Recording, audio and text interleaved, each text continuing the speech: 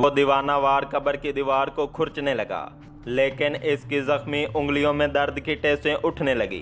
बदहवासी में वो दीवार पर मुक्के मारने लगा।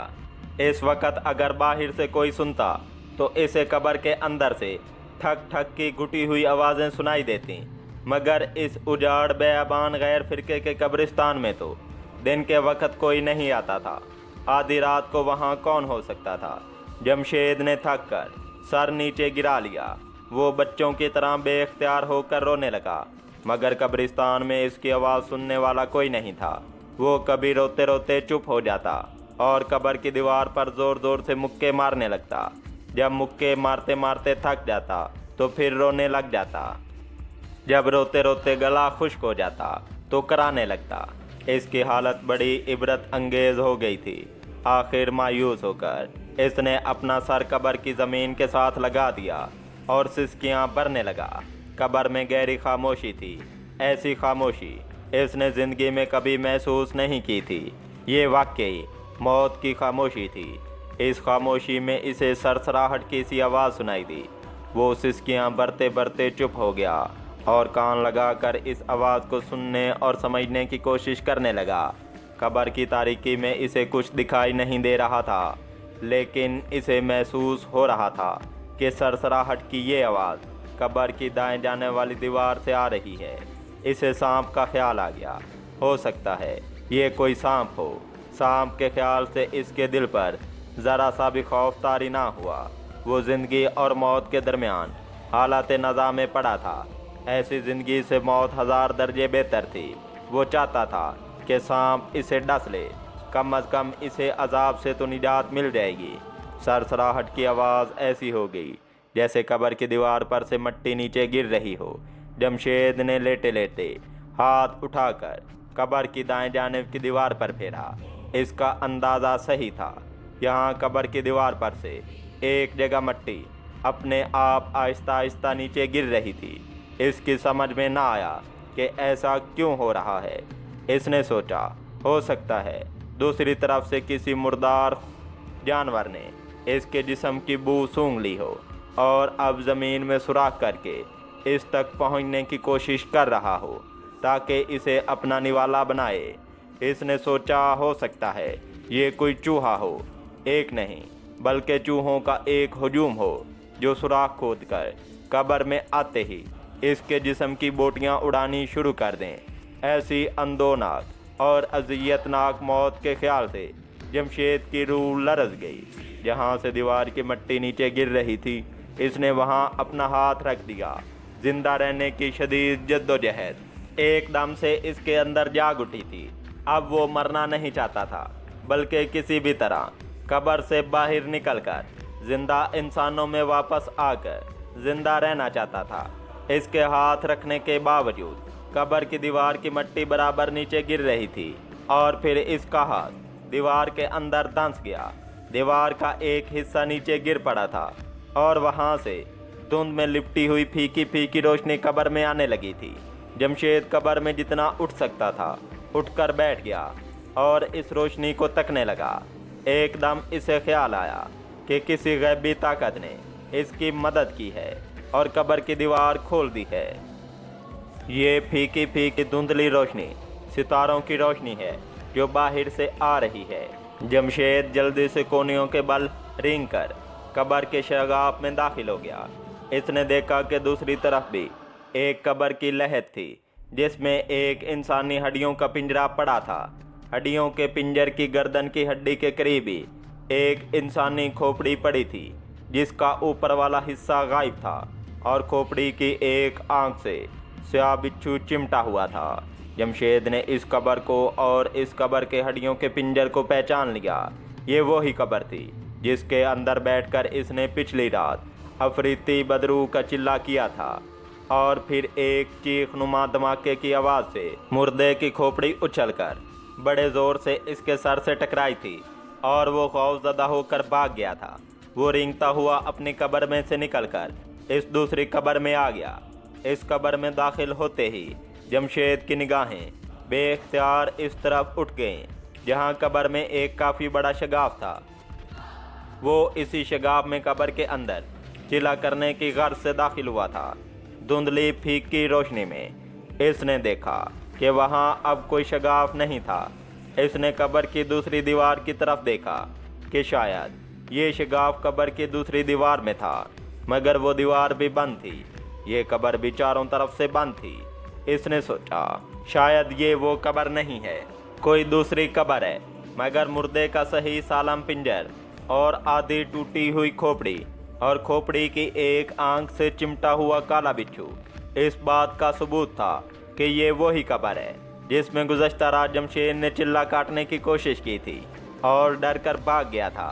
फिर ऐसा क्यों है कि इसकी दीवार में कोई शगाफ नहीं है?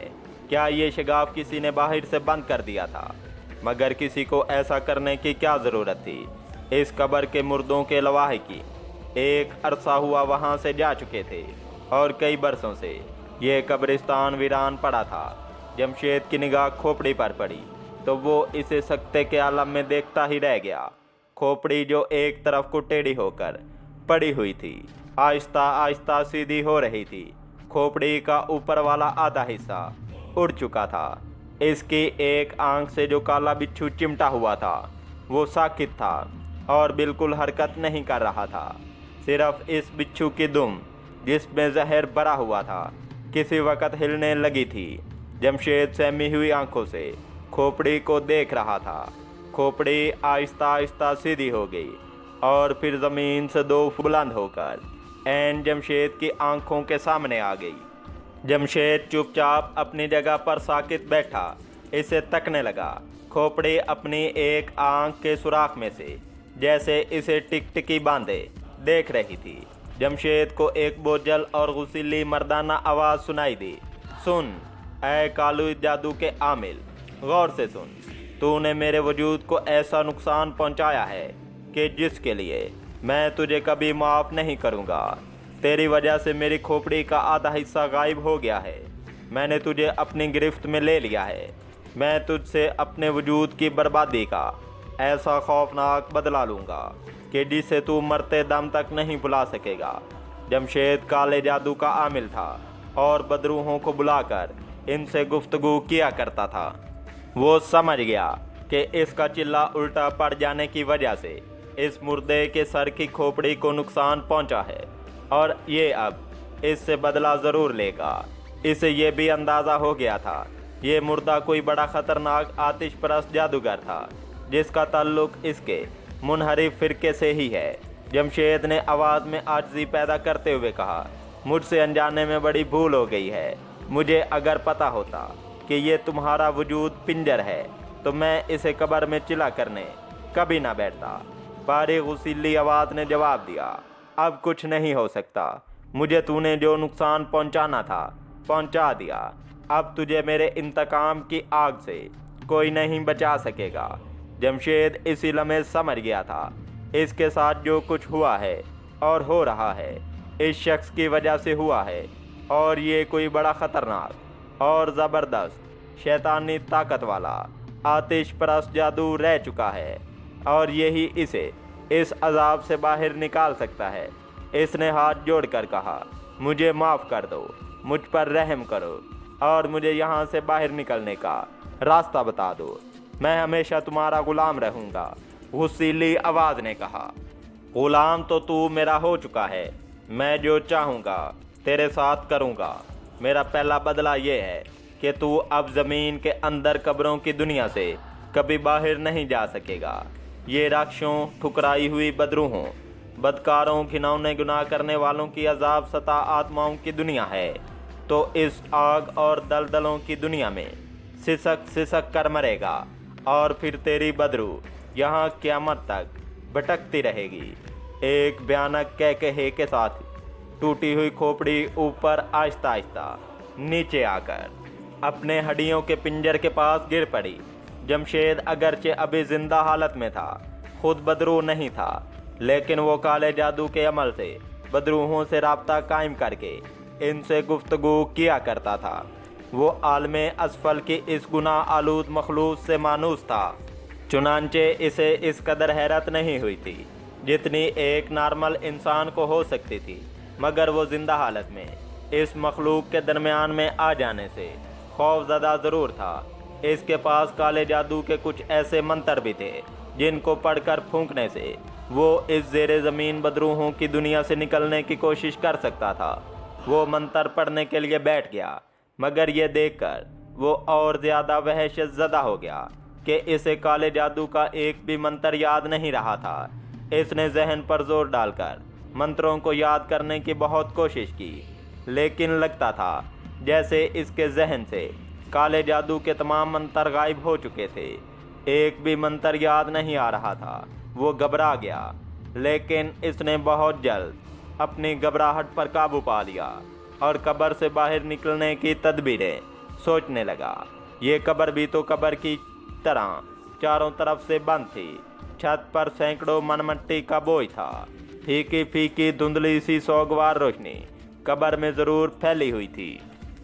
आमिर जमशेद इन्हीं पुरख्याल अंदाज़ों में उलझा बैठा था कि इसे एक शोर की गूंज की आवाज़ सुनाई दी। ये आवाज़ कब्र की दीवार की दूसरी तरफ से आती महसूस हो रही थी। जमशेद कान लगाकर इस आवाज़ को सुनने लगा। ये आवाज़ आहिस्ता आहिस्ता एक गड़गड़ाहट में बदल गई, फिर एक धमाके के साथ कब्र की एक दीवार गिर पड़ी। जमशेद ने देखा कि जहाँ कब्र की दीवार गिरी थी वो एक सुरंग नमदार हो गई थी। इस उम्मीद पर कि शायद इस सुरंग के ज़रिए इसे ज़मीन के नीचे से बाहर निकलने का रास्ता मिल जाए, वो सुरंग में दाखिल हो गया। सुरंग की छत इतनी ऊंची थी कि वो वहाँ खड़ा हो सकता था। सुरंग में वही धुंधली धुंधली फीकी बीमार रोशनी थी। एक शोर सब दस्तूर सुनाई दे रहा था। जमशेद सुरंग में चल पड़ा। सुरंग की ऊंची छत और दीवारों के साथ गदले रंग के कोरे का गिलाफ चिमटा हुआ था। ये मटियाले बादल की सुरंग लग रही थी। इसने दीवार को छुआ तो इसे दीवार गर्म लगी। इसने जल्दी से हाथ पीछे कर दिया। वो आहिस्ता आहिस्ता चल रहा था। फिर ऐसा हुआ कि चलते चलते अपने आप इसके पांव ज़मीन से 1-2 फुट बुलंद हो गए। कोई शैतानी ताकत इसे अपने आप आगे धकेल रही थी। शोर इसके करीब से आने लगा था। फिर ये शोर इतना बुलंद हो गया कि जमशेद ने अपने कानों को हाथ से ढांप लिया, मगर शोर बुलंद से बुलंदतर होता चला गया। जमशेद को ऐसे लगने लगा जैसे ये शोर इसके अंदर से आ रहा है। इसकी रफ्तार खुद ब खुद तेज़ हो गई। कुछ ही लम्हों के बाद वो सुरंग की धुन में बुलंद शोर की गूंज के साथ तिनके की तरह उड़ने लगा। सुरंग की फ़ज़ा कभी गर्म हो जाती और कभी एकदम सर्द हो जाती। एक दफ़ा फ़ज़ा इतनी गर्म हो गई कि जमशेद का जिस्म जलने लगा। इसकी चीख निकल गई। दूसरे लम्हे फ़ज़ा एकदम सर्द हो गई और जमशेद सुरंग में से उछलकर बाहर गिर पड़ा। वो जहाँ गिरा था वहाँ तारीकी ही तारीकी थी। इसने एक हाथ से ज़मीन को टटोला। घबरा कर इसने अपना हाथ पीछे को खींचना चाहा, मगर इसकी कलाई किसी इंसानी पिंजर के हड्डियों वाले हाथ ने पकड़ ली थी। इसने ज़ोर से हाथ को झटका दिया। हड्डियों वाला हाथ नीचे गिर पड़ा। वो जल्दी से उठ खड़ा हुआ और अंधेरे में आंखें फाड़ फाड़ कर देखने लगा। घबरा कर इसने अपना हाथ पीछे को खींचा, मगर इसकी कलाई किसी इंसानी पिंजर के हड्डियों वाले हाथ ने पकड़ ली थी। इसने ज़ोर से हाथ को झटका दिया। हड्डियों वाला हाथ नीचे गिर पड़ा। वो जल्दी से उठ खड़ा हुआ और अंधेरे में आंखें फाड़ फाड़ कर इसे देखने लगा। इसे अंधेरे में ज़मीन पर इंसानी हड्डियों के पिंजर बिखरे पड़े नज़र आए। इसने ऊपर निगाह डाली। ऊपर वही मटियाली धुंध की छत थी। आहिस्ता आहिस्ता इसे अंधेरे में नज़र आना शुरू हो गया। इसने देखा कि इंसानी हड्डियों के पिंजर इस तरह बिखरे पड़े थे कि कोई पिंजर आधा ज़मीन में धंसा हुआ था। किसी की सिर्फ खोपड़ी और गर्दन की हड्डी बाहर थी और किसी पिंजर की सिर्फ टांगें और हाथ ज़मीन से बाहर थे। सामने की सिम्मत धुएं का गुबार सा उठ रहा था। जमशेद इसकी तरफ बढ़ा कि शायद इधर से बाहर निकलने का कोई रास्ता मिल जाए। धुआं निस्वानी रंग का था। वो धुएं के गुबार में दाखिल हो गया। सख्त नागवार बू में इसका सांस बंद होने लगा। वो दौड़ पड़ा और दौड़ते दौड़ते गुबार में से बाहर निकल गया। अब वो एक ऐसी जगह खड़ा था जहां अंधेरा कम हो गया था। इसके सामने सायों की वादी थी, जिसके दरमियान एक छोटा सा रास्ता बना हुआ था। वो इस रास्ते पर चल पड़ा। इसने पीछे मुड़कर देखा।